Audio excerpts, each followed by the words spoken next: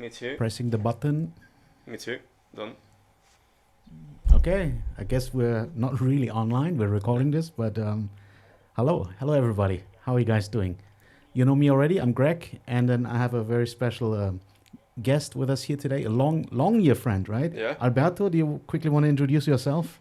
Hello, everybody. I'm Alberto. I'm from Spain. I'm a designer, and I've been working with Greg for a long time now. I've been following all these projects that DMC has been doing, and now I'm proud to say that I've managed to get into a state of friendship with such an amazing person as Greg is. Muchas gracias, amigo. Thank you very much.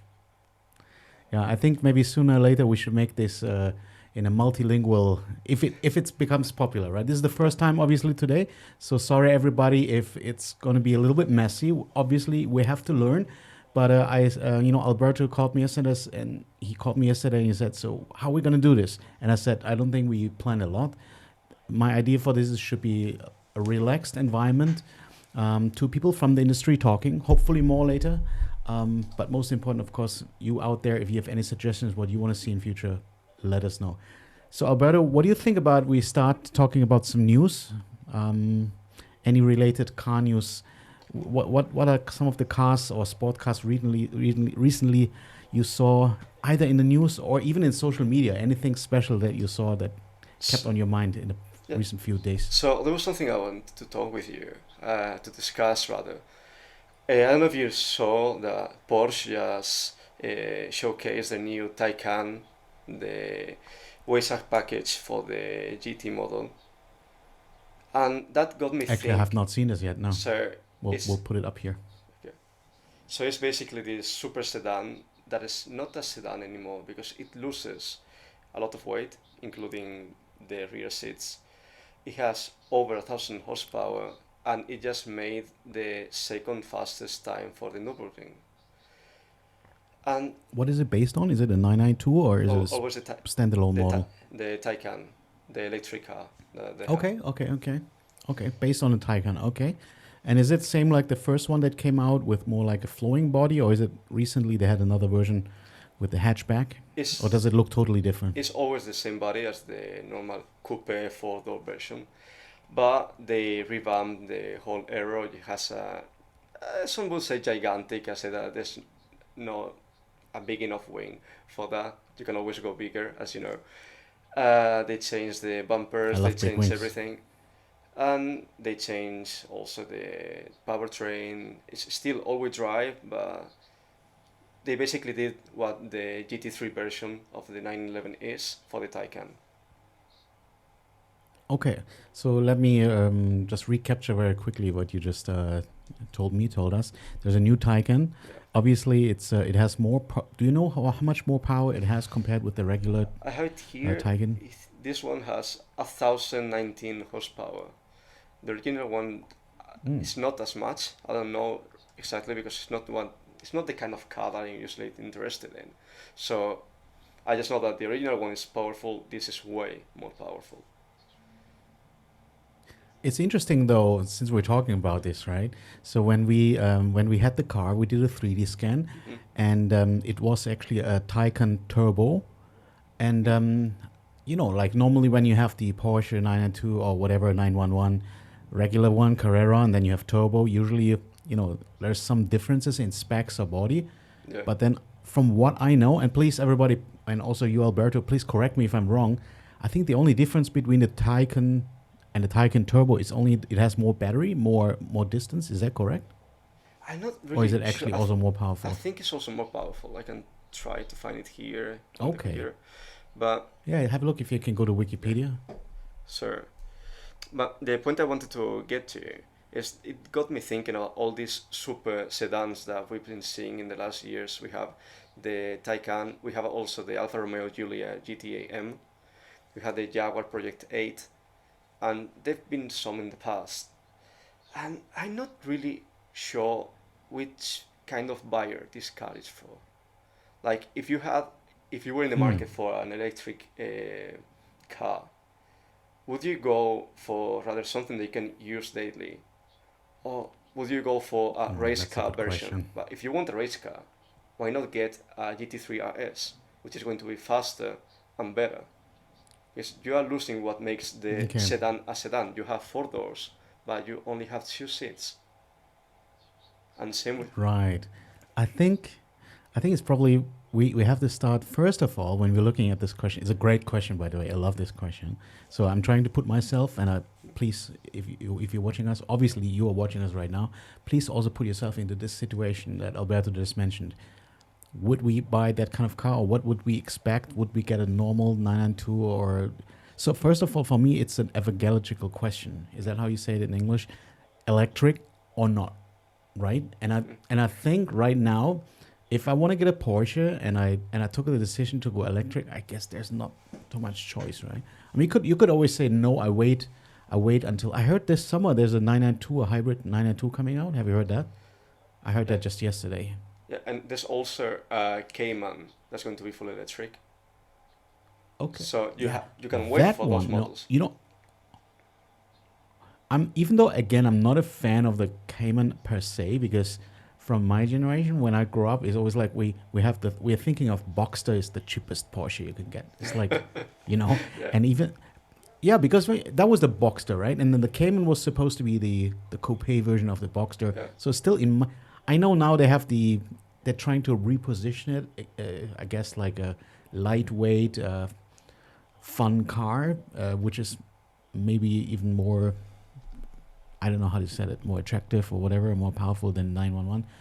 But for me, in my mindset, just to keep it short here, okay, in my mindset, I don't really want to get. Sorry, everybody out there, if you love the GT4, if you love the Cayman, sorry about you guys. Sorry about that. For me, still in my mindset, right, it's like the entry level, super cheap Porsche. But I could rather probably get that because that one looks still more like a Porsche to me than the Taycan. I'm also sorry to say that Porsche did something not right with the time. It kind of looks funny to me still, not to nowadays. Alberto, do you remember when the Panamera came out Oh yeah, it was like such a shock. or one? Yeah, I mean, for me and some of my friends, we always say, "Oh, looks like a frog," but Like, at least nowadays, I have to say, at least not somehow accept, right? But yeah, but the Taycan, again, sorry to all the Taycan owners, especially to our customers who have a Taycan, you should really put something DMC on there to make it look better. No, but I think for me, right, and also for you, yeah, since we have the best, not the best, but some of the best people in the industry, me as a CEO of DMC, Alberto as the expert designer here, why didn't Porsche take the look, that iconic 911 look, right, and try to make an electric version out of it? so I know, and I'll give the mic to you right now. Probably I'm talking too much. What do you think about this? so I think they wanted to differentiate themselves. So it was something new for them going for electric.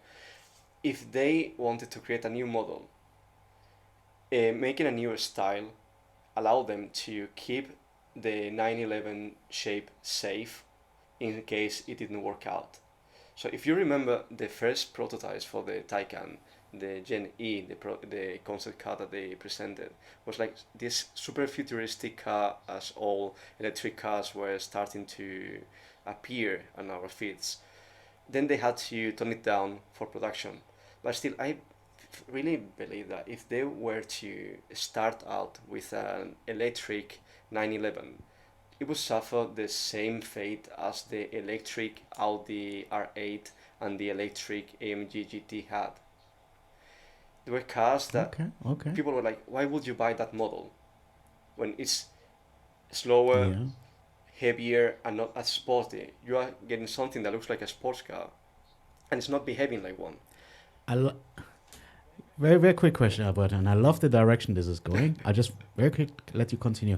But isn't there something, especially in car design, that we call like an iconic DNA? Look at McLaren, right? Yeah, All the some people complain about that, but I'll keep it short. Most of the McLarens now they have these iconic front eyes, yeah, the front headlights. Some people say, oh, it started with the P1. Now even the smallest, the 570, sometimes you don't know what car is behind you. But again, in terms of branding, automobile branding, this is some of the iconic details. So couldn't Porsche just do the same thing? And then, okay, these are the round eyes, and you can find them on our cars, The thing is that, as you said, McLaren, on all our models. they decided for McLaren that the iconic DNA would be present on the headlights. So it's their logo. You see one, you may not know which model it is, but you know it's a McLaren.